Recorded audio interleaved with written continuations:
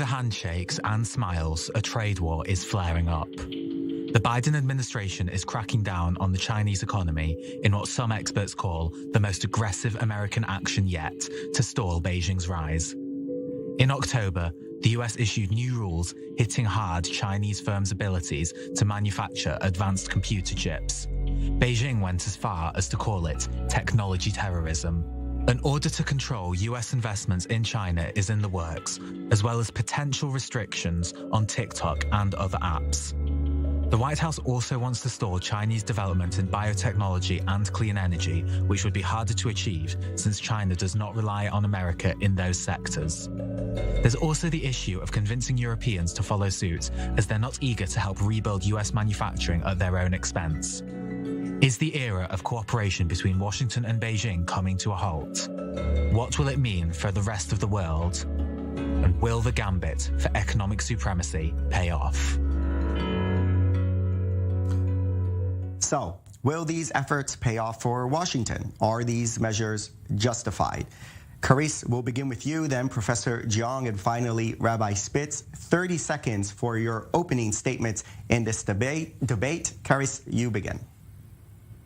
Limiting China's development is only part of the story. Yes, there are definitely steps that the U.S. has taken that are affecting China's economy and China's tech development already.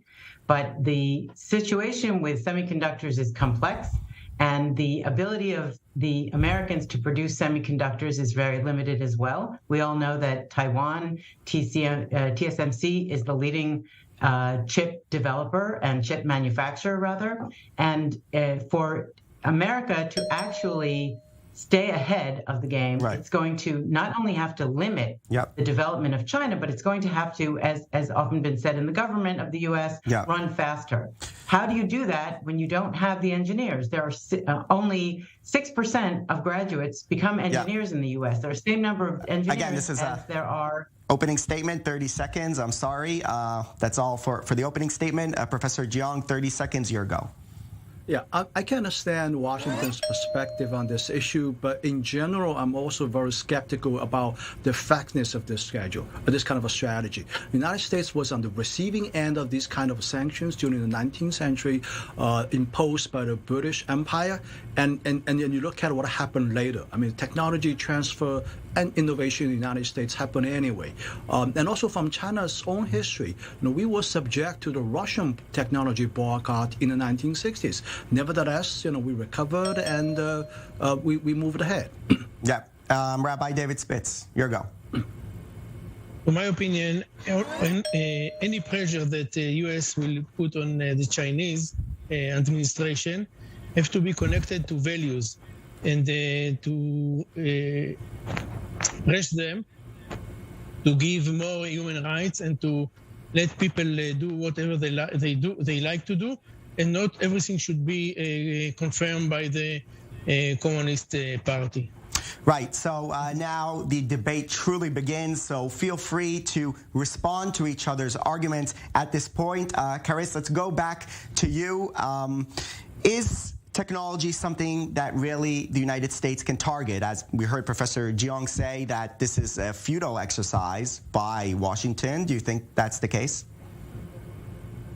Long term, if the only thing the U.S. does is try to block China, it's definitely futile.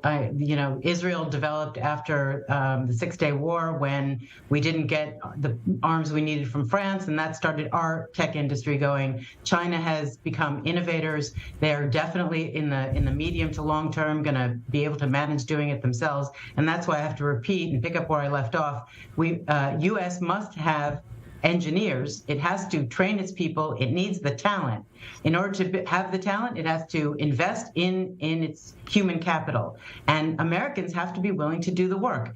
I was going to say the same number of journalists as engineers in the United States. That is the core problem. Rabbi Spitz, I want to ask you, you talked about coupling policy with ideology. surely this is part of sort of the U.S. effort to block what they see as bad ideology coming out of China, particularly when it comes to democratic processes. But is this the way to go about it? And is that even a desirable way to move forward when it comes to policy? Yes, I think yes. This is what happened also with the Soviet Union, and they crashed only after also some of economic pressure. So this I think have to be done also with the Chinese, but the target is to give the people freedom. This should be the target and not just an economy fighting. Professor Gong Jiang, do you have a response to those two arguments? The entire notion of ideology, I think, is totally a nonsense, because the United States dealt with monarchies, for example. It established allies with Saudi Arabia and a couple of other monarchies in the Middle East. And also, the idea that this ideology or this religion or this faith is better than the other is total nonsense to me. I mean, we have, sort of, in some people's eyes, we call them extreme religions, okay? In other views, they are the righteous things to do. So, I think this whole notion that one country can monopolize on an ideology, on a faith, on a or religious belief is just total nonsense to me. And the United States' actions in the past speak for itself, that ideology has never been a lightning rod that guides the United States' foreign policy. Karis? This is not about ideology. This is about global governance. China has said it wants to reshape global governance to better suit China's interests and China's goals. And I think what the rabbi is referring to is that there are many actions taken in China that don't coincide with Western values regarding freedom of speech, freedom of protest, and a lot of personal freedoms. China has a different definition of human rights, and they can have any definition that they want. The problem that the East and that China faces, or with the West or with the United States and democratic countries, is how do you square that circle if China wants to reshape global governance to make it more accessible and more suitable for China? What does that mean for the freedoms of the rest of the world? You could say China does not impose its system anywhere, and that's true as far as we have seen, but China actually doesn't know what the world would look like if China were the leading superpower. And I think through the technology war that is taking place, we're looking at the core of the fight for leadership in the global sphere. This is not about what religion or what ideology any country follows. It's about what are the rules of the game for the world.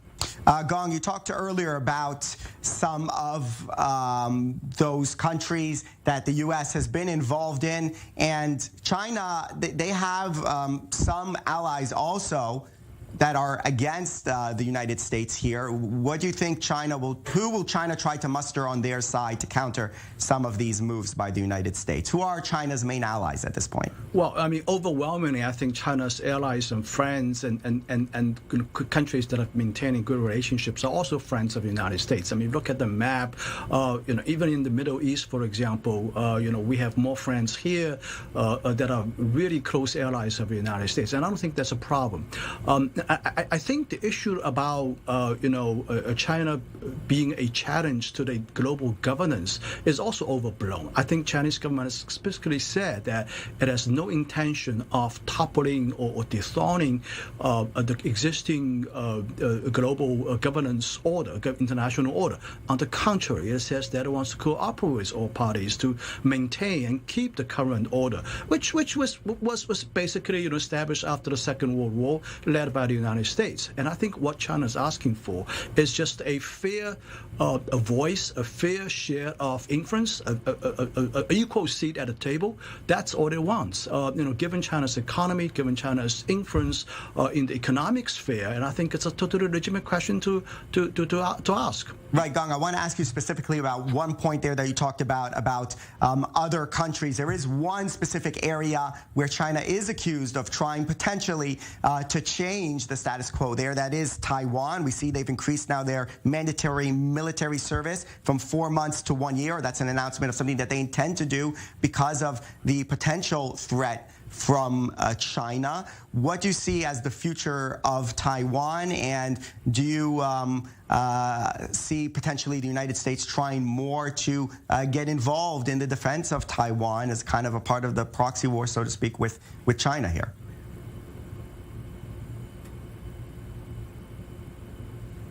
Who are you asking?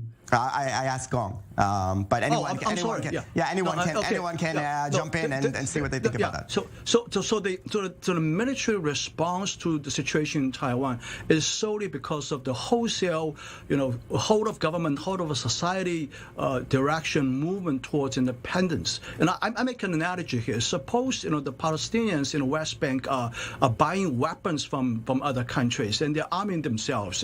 What would Israel do, right? So it's a very similar situation. Taiwan is not recognized by the majority of countries around the world. Those situations. Well, I think absolutely.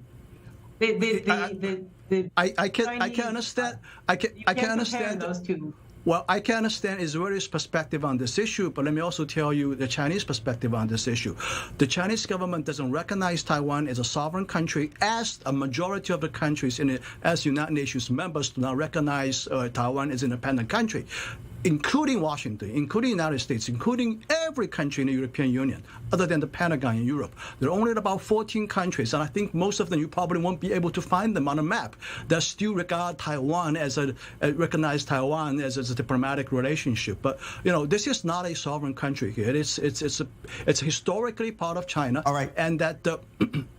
I want to. Okay, so both Karis and Rabbi Spitz, 1 minute response to the argument regarding Taiwan and how much these measures are connected to what's going on in Taiwan. I can agree that Taiwan is part of China from the people feeling, but it's absolutely different from the Palestinians and the Jewish people in Israel, because Israel and Palestine, let's say not Palestine, it is Judah and Samaria. It is the heart of the Israel country. It's like Jerusalem for us. So it is part of us anyhow. I totally understand that. I respect that. I respect your view. Arab people came from outside, from outland to these areas. I totally respect your view. I totally respect your view, Rabbi. I totally respect your view, okay? But there's also I'm just telling you, there's also a Chinese view from mainland China. I know. I agree with very you. differently. Yeah. Mm-hmm. And the difference is Chinese people and Taiwan people, both of them feel the same conflict between people, Taiwan same nation. And mainland China. And the United States would like to maintain the status quo. It has put a lot of effort into that. Its policies are directed towards that. And where there is tension between the United States and China on Taiwan, it looks like the United States is working to take steps to lower that tension, because the status quo is the best for all sides at this point.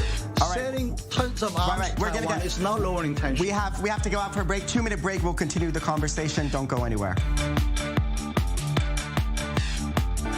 Welcome back, everyone, and thanks for staying with us as we continue our debate on the latest measures of Washington vis-a-vis Beijing and the global power struggle between these superpowers. Still with us is Karis Witte, Rabbi David Spitz, and Professor Gong Jiang. I want all of you to take a look at these latest comments by Jake Sullivan, the National Security Advisor, and Wang Yi, China's foreign minister, on the latest measures enacted by Washington. Take a look. On export controls, we have to revisit the longstanding premise of maintaining relative advantages over competitors in certain key technologies. You see, we previously maintained a sliding scale approach that said we need to stay only a couple of generations ahead. But that is not the strategic environment we're in today. Given the foundational nature of certain technologies, such as advanced logic and memory chips, we have to maintain as large a lead as possible. We have firmly rejected the United States' erroneous China policy and have been exploring the right way for the two countries to get along with each other. As the United States has stubbornly continued to see China as its primary competitor and engage in a blatant blockade, suppression, and provocation against China, Chinese-US relations were plunged into serious difficulties. In response, China has taken resolute actions to counter such power politics and bullying while pointing the right way forward through open and candid communication. All right, so we hear there the Chinese saying that they are going to counter this. Let's start with you, Rabbi David Spitz. What do you think China are going to do, and what should they do? I don't know. I think China must give some freedom to the people, and this is how any country should make its relations with China. I have no idea what they are going to do. I know that they are controlling the people so hard. It's very difficult to do anything there, and I don't know what they will do in future. But this is my opinion, and this is why I came here, just to support the giving the will the people of China. Professor Jiang, in 30 seconds, what do you think China is going to do here to respond? Well, as far as I can understand, the response from Beijing has actually been very reserved and measured. I mean, we haven't seen sort of the retaliatory actions announced so far, even including actions against American companies. So I think there might be some talk in the back that's going on. You know, I think, as I said, competition may not be a bad thing. I keep referring to what happened between the United Kingdom and the United States during the 19th century, the 18th century. So it's actually, I think what Washington is doing is hurting American companies and also incentivizing and preparing Chinese companies of engaging in indigenous innovation activities. Okay. So in the end, I'm not even sure that works out for Washington. It's in the national interest of Washington. Karis, do you have any insights here from those comments that we heard? China is investing billions of renminbi in semiconductor technology development. China is encouraging its internet platform companies like Tencent and Alibaba to invest also their profits into the development of semiconductor industry. And because the companies do listen to the leadership, they are using their revenues in order to strengthen China's, made in China 2025 technology development. So as the professor said, China is going to invest more, run faster, develop its technologies, and the United States will slow things down with the measures it's taken, but that will perhaps cause China to redouble its efforts. And in the meantime, it will probably also look to other countries. You know, it's doing development in the UAE and probably with other countries on the technology level, and will look to work with countries that are innovative and have advanced cutting-edge technologies and try to bring those technologies back to China as well. I'm sure they have, a multifaceted plan to address this quietly, but are not, as the professor said, they're not taking any stringent responses to the tough restrictions that the U.S. is putting on, partly because their economy has weakened a great deal for a number of policy-driven reasons that took place in 2021, plus the COVID zero policy. So now we see a weakened economy in China that needs to, build back up again before they can take any kind of harsh measures against the United States for steps the U.S. might be taking. Yeah, Gong, I want to ask you, the U.S. is spending hundreds of billions of dollars in the Chips for America Act, which is trying to boost U.S. semiconductor technology and manufacturing. We saw Karis talk about the importance of that, but of course Taiwan are the main producers of semiconductors. So how exactly is this the main front sort of to combat China, and how far ahead now is the Chinese semiconductor industry? Well, it's actually quite ironic that on the one hand, Washington is criticizing China for, so-called mercantilist, distortionary trade practices. On the other hand, Washington is exactly copying what Beijing is doing, and that is, engaging industrial policy, state subsidies. And you look at this, the CHIP Act, for example, hundreds of billions of dollars are shelled out encouraging, American companies to establish chip factories, battery factories. All of the things fit exact definition of what Washington is criticizing, and it also has incurred a lot of criticism from its allies in Europe as well. And French President Macron has come out openly criticizing Washington for that. But nevertheless, having said that, I think that's okay. I mean, if that's what Washington is doing, that's fine.